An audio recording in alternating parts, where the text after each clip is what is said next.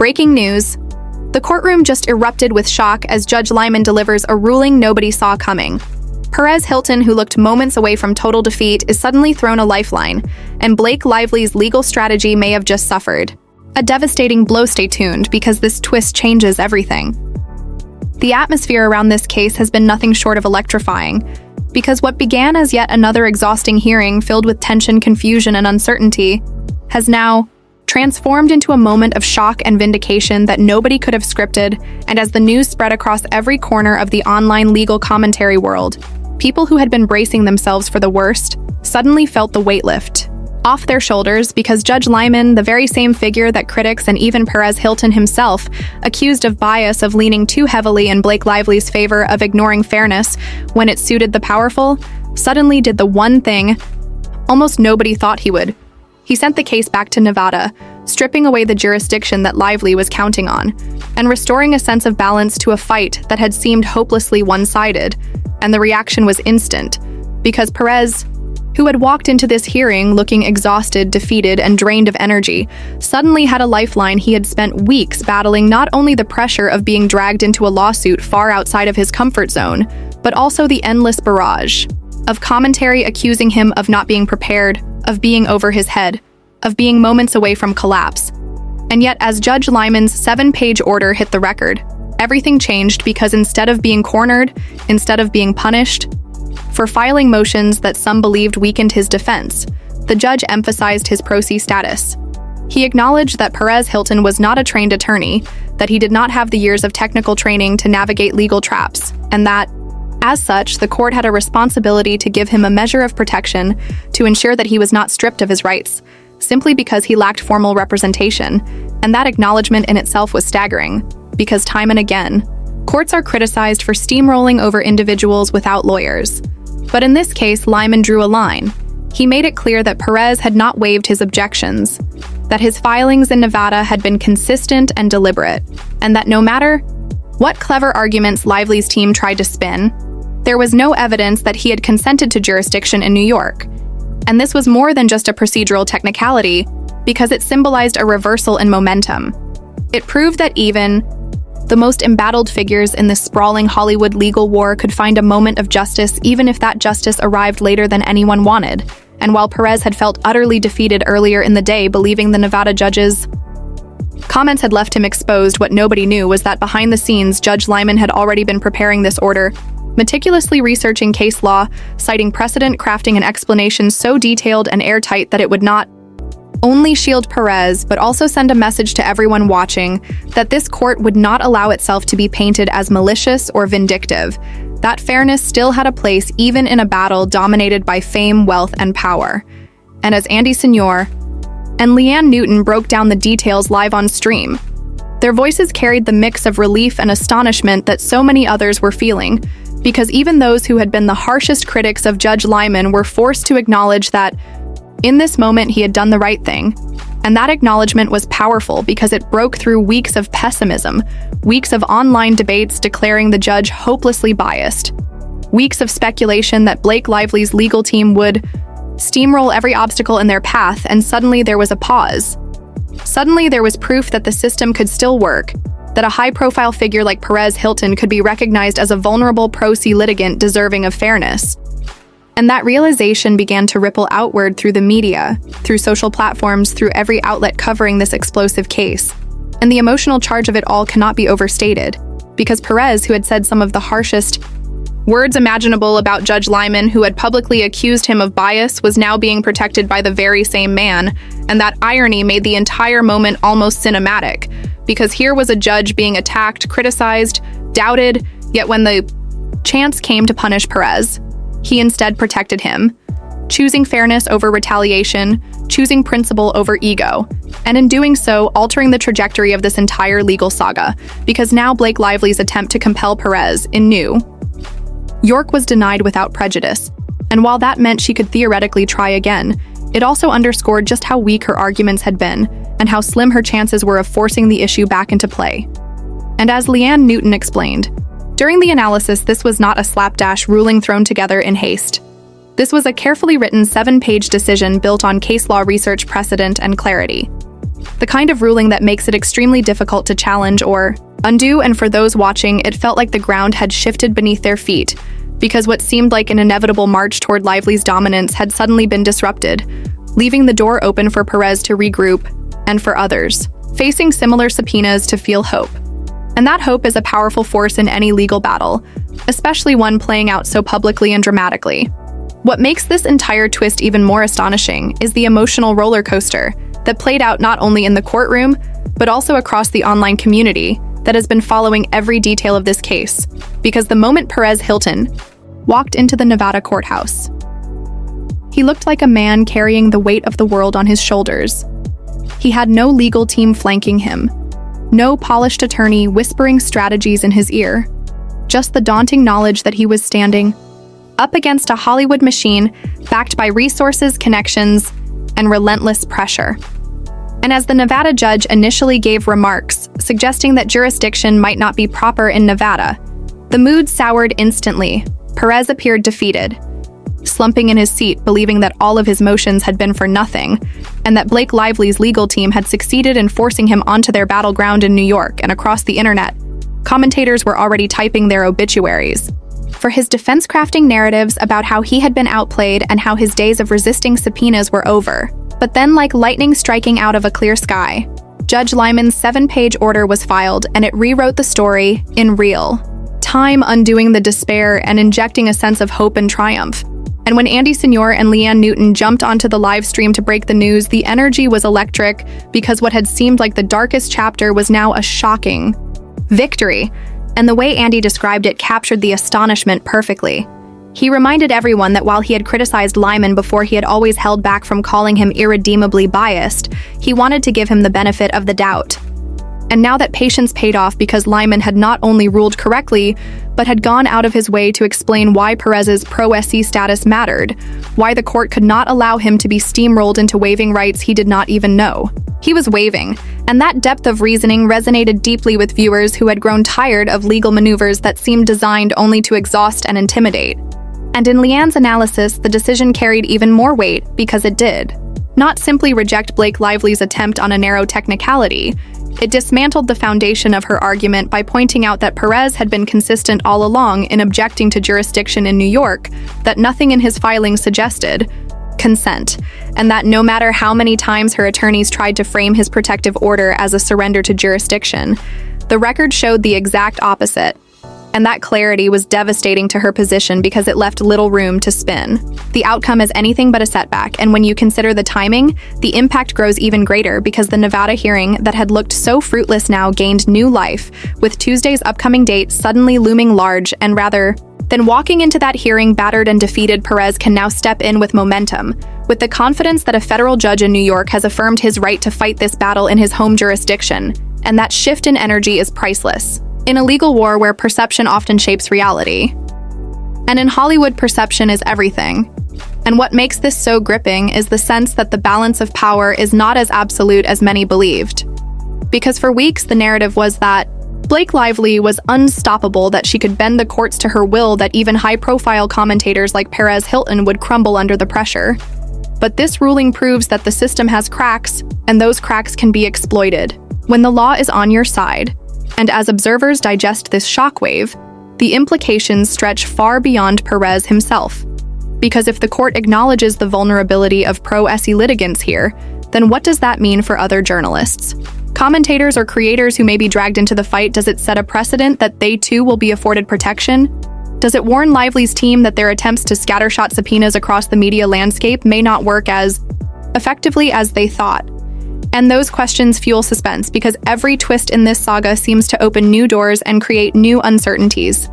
And now the conversation shifts toward what Blake Lively's legal team will do next, because technically, they could refile, they could attempt another motion, they could try to build a new argument.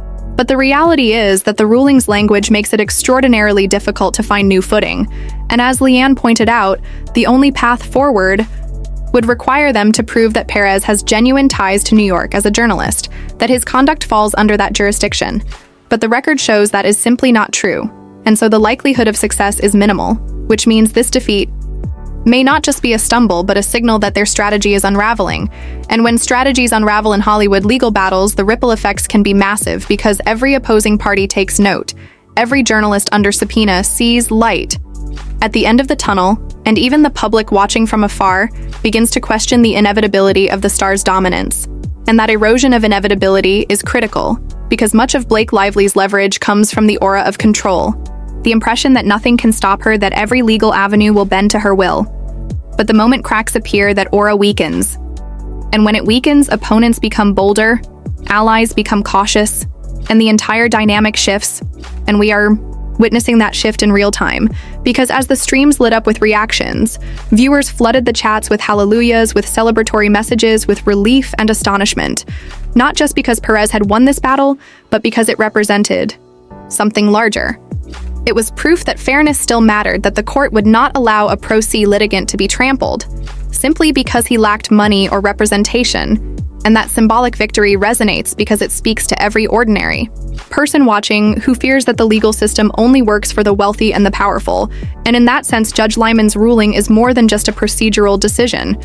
It is a narrative twist in a story that has captivated the internet because it reframes him not as a villain or a pawn, but as a judge capable of fairness, of surprising the world, of proving that even in the most contentious and publicized cases, justice can still find a foothold. And that revelation sets the stage for the battles to come, leaving everyone wondering if this is the beginning of a larger turning point in a war that once felt hopelessly one-sided, but now feels wide open and full of suspense. The deeper we dive into the ripple effects of this ruling, the more it becomes clear that what happened inside that courtroom was not just a simple denial of emotion, but a seismic shift that is reshaping the terrain of this entire battle, because at its core, the decision by Judge Lyman represents a rejection of the narrative that Blake Lively's legal team had worked tirelessly to construct for months, a narrative that painted Perez Hilton as weak, vulnerable, and easily cornered, a narrative that assumed the weight of Hollywood prestige and financial resources would be enough to crush any opposition. But now that illusion has cracked, and with it, the psychological advantage her team wielded so confidently has been punctured, leaving space for Perez to rise and for others dragged into this sprawling conflict to find courage. And when you strip away the legal jargon, the filings, the citations, what you see is a story about power and resistance, about whether a lone commentator, armed with nothing but determination and the faintest grasp of legal mechanics, can stand against a star backed by everything money can buy. And for the first time in weeks, the answer feels like it might be yes, and that possibility electrifies the entire narrative because it transforms Perez from a victim into a fighter. It reframes him not as someone being steamrolled, but as someone clawing his way through every obstacle, refusing to be silenced, refusing to surrender. And that defiance resonates because it mirrors the frustration of countless viewers who have watched this case unfold with a mix of anger and disbelief, and who now feel as though the underdog finally has a real shot. And in that sense, Judge Lyman's 7-page order becomes more than a legal document. It becomes a symbol, a banner waving in the storm, signaling that fairness is not extinct, and that even in a system so often accused of bending toward wealth and fame, there are moments where justice pushes back, and that symbolism is not lost on the audiences who have flooded streams and comment sections with raw emotion, voices trembling with relief and joy because they too were beginning to lose faith, and now they cling to this ruling as proof. That hope remains. And when Andy Signore and Leanne Newton broke it down live, their own emotions spilled into the analysis. Andy recalling how he had resisted the urge to label Lyman as hopelessly biased, clinging to the idea that maybe, just maybe, the judge could surprise them, and now vindicated in that belief, his relief poured out in words that echoed across the feed, while Leanne's detailed breakdown of the order, its citations, its careful structure reinforced the gravity of the moment. And together they created a chorus of astonishment that captured the mood of the hour, because it was not just Perez who had been vindicated, it was every voice that had been mocked for daring to believe fairness was possible. Every skeptic who had whispered maybe Lyman is not as corrupt as people say.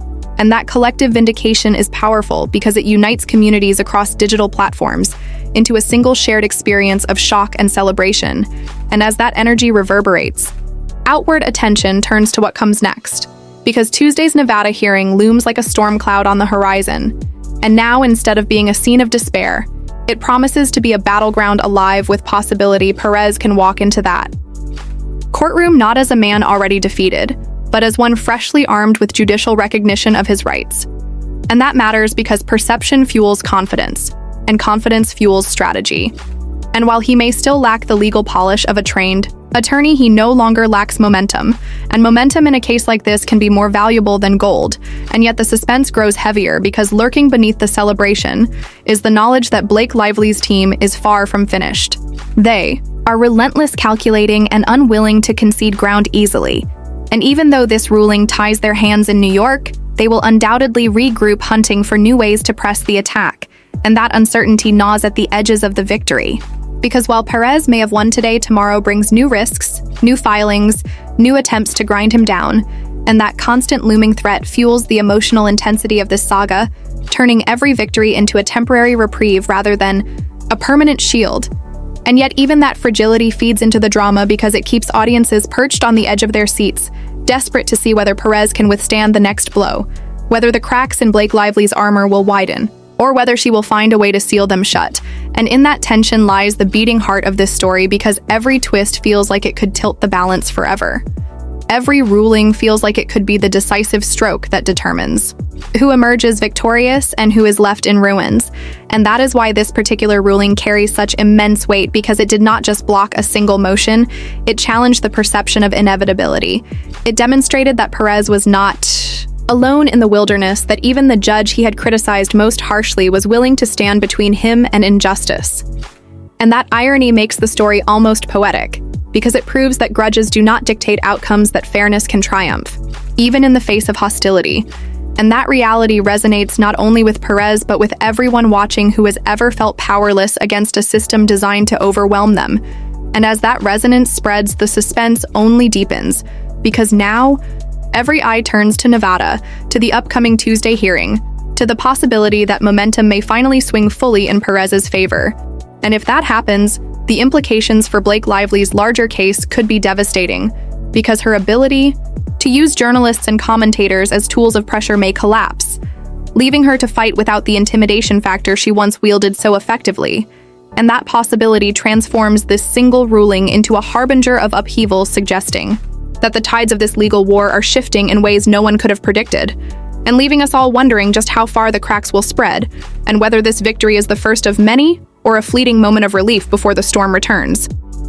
The end what this entire saga shows us is that the fight is not just about one courtroom or one celebrity or one tabloid figure. It is about the bigger question of power, accountability, and truth in a world where stories spread faster than facts, and reputations rise and fall on whispers that go viral. Blake Lively went into this legal fight thinking she could control the narrative, that she could use the courts as a weapon to silence her critics and protect her carefully curated image. But what we have seen time and time again is that the more she tries to tighten her grip, the more the truth slips through her fingers like sand. Justin Baldoni has proven that patience, persistence, and a willingness to let the facts speak louder than the theatrics can change everything for months. He was painted as the villain, but the tide has turned. The judges' rulings, the leaks, the media blowback, all point to a shift in momentum. And it is Blake who now finds herself cornered, isolated, and increasingly exposed. What started as a case about defamation has spiraled into a referendum on celebrity privilege, media manipulation, and the dangerous game of weaponizing lawsuits to silence dissent. Hollywood is watching, the fans are watching. And most importantly, the court of public opinion is wide awake. The conclusion here is not final. The legal process is far from over, but the message is loud and clear. Transparency wins half-truths, collapse under scrutiny, and no amount of red carpet. Smiles can erase what is written in black and white in those filings and leaks. Blake may have thought she was untouchable, but this case proves no star is too big to fall, and when they do, the impact shakes the entire industry.